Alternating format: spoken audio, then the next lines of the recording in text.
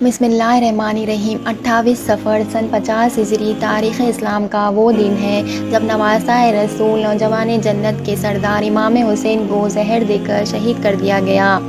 آپ کے متعلق محمد صلی اللہ علیہ وسلم پہچان گوئی فرمائے تھے کہ امام حسین کی وجہ سے مسلمانوں کی دو بڑے جماعتوں میں صلح ہوگی اور اس امت میں ہونے والے فتنہ اور فساد اور خانہ جنگی امام حسین کے بابرکت ذات کی وجہ سے خاتمہ ہوگا۔ لہٰذا سن 40 ہجری میں امام حسین علیہ السلام خلافت سے دستبردار ہوئے اور امیر و مولویہ کو حکومت سونپ کر مسلمانوں کو آپسی لڑائی اور تکرار سے بچایا۔ آپ کی اس عظیم قربانی کی وجہ سے سینکڑوں مسلمانوں کی تلواریں آپس میں ٹکرانے سے بچ گئی۔ امام حسن علیہ السلام کی امیر و مولویہ سے صلح کر کے آپ نے اپنے نانا محمد صلی اللہ علیہ وسلم کی صلح حدیبیہ کی یاد دوبارہ تازہ کی اور تاکہ وہ حکومت کو ٹھوکر مار کے مدینہ میں ہی گوشہ نشین ہو گئے، مگر صلح حسین کے بعد بھی بنو امیہ کو اس بات کا اندیشہ رہا کہ کہیں امام حسین کی باغیانہ طبیعت حکومت کے لیے خطرہ نہ بن جائے۔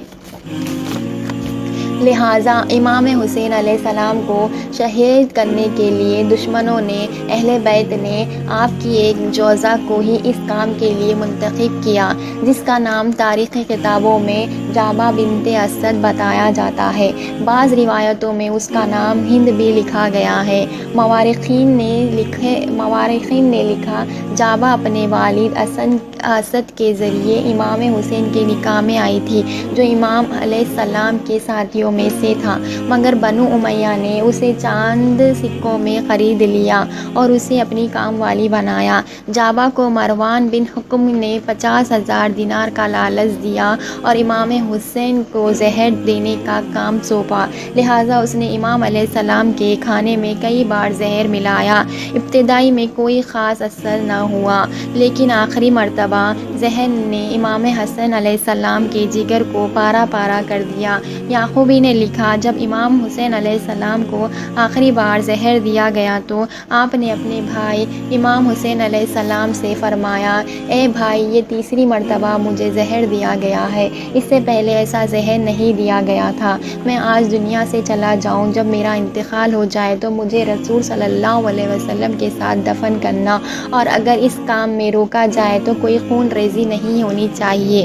مسعودی نے اپنی تاریخی میں نقل کیا، زہر دینے کے 3 دن بعد امام حسن علیہ السلام شہید ہو گئے۔ آپ کے شہید ہونے پر پورا مدینہ گرا اور زاری اور غم میں ڈوب گیا۔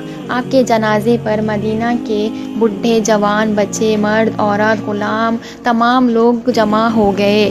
عربوں کی پہلی ذلت اور رسوائی حسن ابن علی کی شہادت ہی تھی۔ آپ کے جنازے کی وصیت کے مطابق حجرہ عائشہ میں لے جا رہا تھا، تب مروان کو خبر ہوئی، وہ سپاہیوں کے ساتھ حجرے کے سامنے کھڑا ہو گیا۔ مروان نے کہا، جس طرح ہمارے چاچا زاد عثمان کو نبی صلی اللہ علیہ وسلم کے پہلو میں دفن نہیں ہونے دیا گیا، اسی طرح حسن بن علی کو بھی یہاں دفن ہونے کی اجازت نہیں دیں گے۔